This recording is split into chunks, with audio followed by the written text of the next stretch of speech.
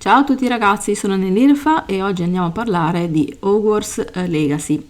Dunque, ancora non ho fatto il pre-order di questo gioco perché ero un po' indecisa se andare a comprare, quindi a preordinare più che altro l'edizione standard o la deluxe.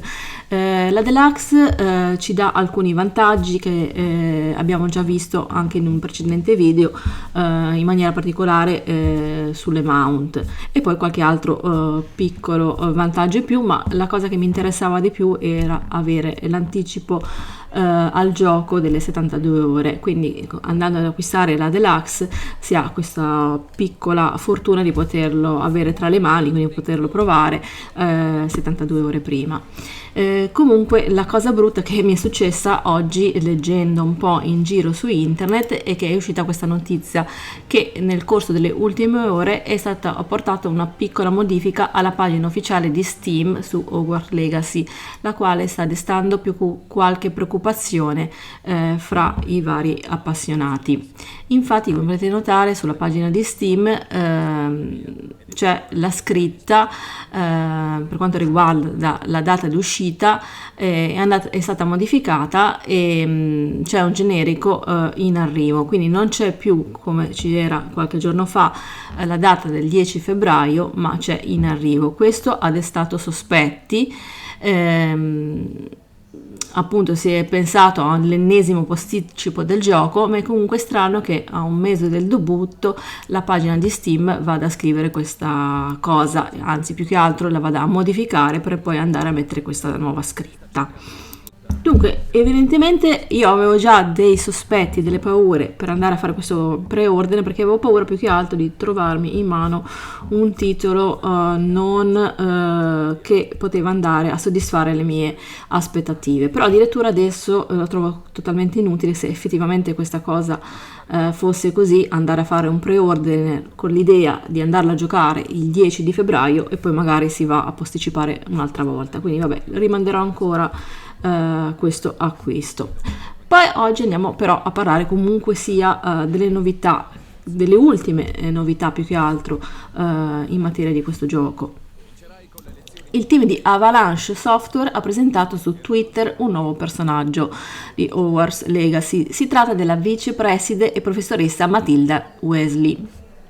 Allora, come avevamo visto qualche settimana fa, avevano presentato già 4 insegnanti e questo si va ad aggiungere ai nostri insegnanti che avremo. Matilda è una strega eccezionalmente talentuosa con un passato di spezza incantesimi per il ministero, nota per la sua compostezza e il suo straordinario lavoro con le bacchette magiche. È un professore di trasfigurazione ferma ma giusta. È una vicepreside rispettata, a tratti intimidatoria. Altra importante novità è che è uscito questo video che state guardando in questo momento, dove potete vedere il famoso Simon Pegg, sarebbe un attore molto noto che abbiamo potuto apprezzare nella trilogia di Star Trek e negli ultimi film di Missione Impossibile. Ci ha un po' presentato il personaggio del preside di Hogwarts e dice praticamente il riassunto di tutto questo discorso che fa è che sarà molto ci metterà molto in difficoltà, quindi sarà molto contro gli studenti e tenderà a metterci in difficoltà perché vorrà magari probabilmente degli studenti molto molto bravi e preparati.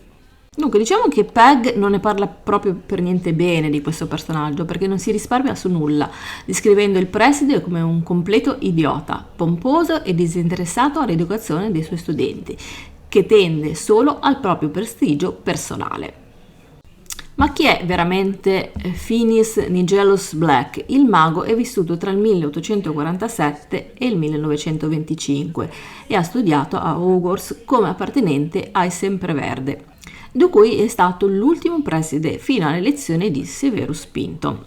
Il trisnonno di Siberio Black III, il padrino di Harry Potter, che lo descrive come il preside meno popolare della storia di Hogwarts e con cui certo non condivide nobiltà o coraggio. Quindi, come potete vedere, è totalmente un personaggio negativo da come lo descrivono. Dunque ragazzi, queste sono le principali ultime novità che conosciamo riguardo a questo gioco. Fatemi sapere qui sotto nei commenti cosa ne pensate su questa cosa che vi ho detto all'inizio del video, ossia il cambiamento della data su Steam. La pubblicazione, ricordo, di Hogwarts Legacy sarà su PlayStation 5, Xbox Series X e PC, dovrebbe essere a questo punto fissata per il 10 febbraio 2023, mentre le edizioni di PlayStation 4 e Xbox One sono destinate a raggiungere gli scaffali fisici e digitali qualche settimana dopo, ossia il 4 aprile 2023.